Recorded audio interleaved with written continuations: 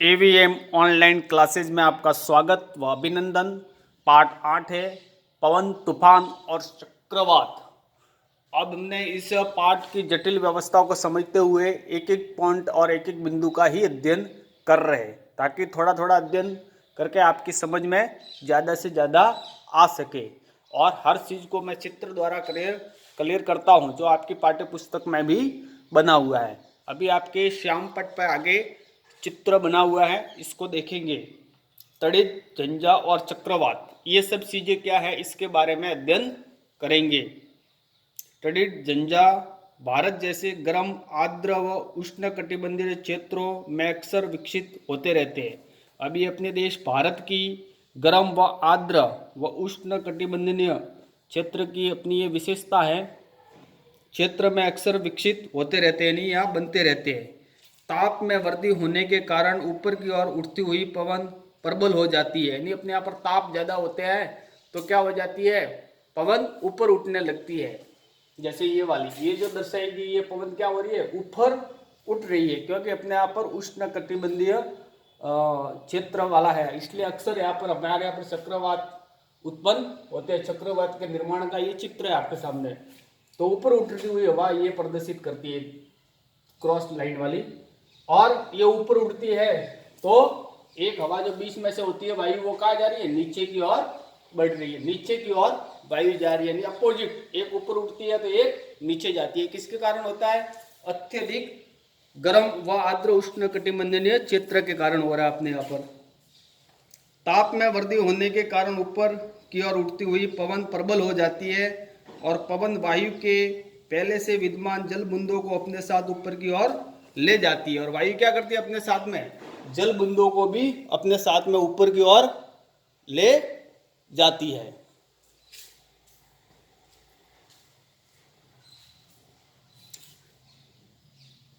जहां ताप कम होने के कारण वे जम जाती है, और ताप कम होता है वहां क्या हो जाती है, वो जम जाती हैं और पुनः नीचे की ओर गिरने लगती है। और जमने के बाद में क्या करेगी, पुनः नीचे की ओर गिरने लगती है।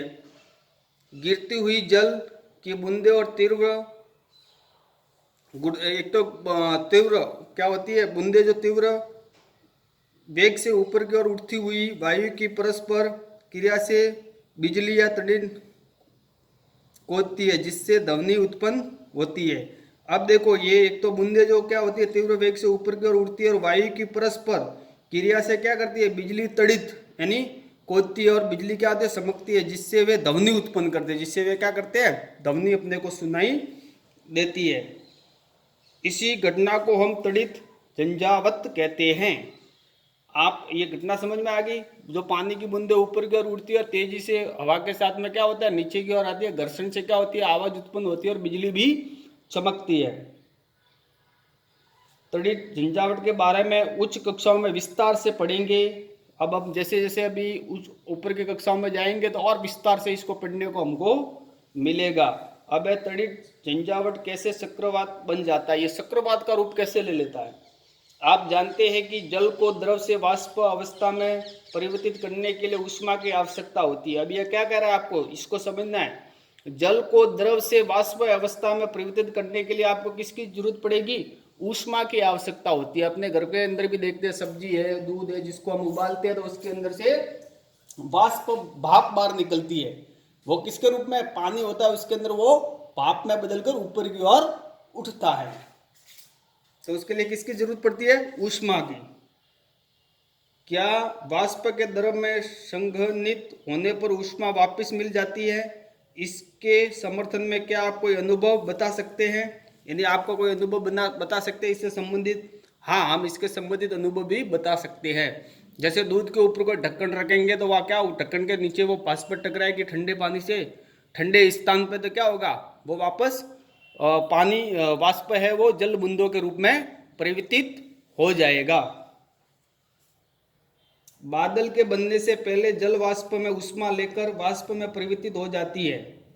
जब जल वाष्प वर्षा की बूंदों के रूप में पुनः द्रव रूप में परिवर्तित होता है तो ये ऊष्मा वायुमंडल में निर्मुक्त हो जाती है। निर्मुक्त होने वाली ऊष्मा से आसपास की वायु गर्म हो जाती है। क्या हो जाती है? निर्मुक्त हो जाता है, आसपास की वायु क्या हो जाती है? गर्म हो जाती है। इस प्रकार गर्म वायु ऊपर की ओर उठती है, जिससे वायु दाब कम हो जाता है। गर्म वायु क्या करेगी? ऊपर की ओर उठेगी और ठंडी वायु नीचे की ओर आएगी।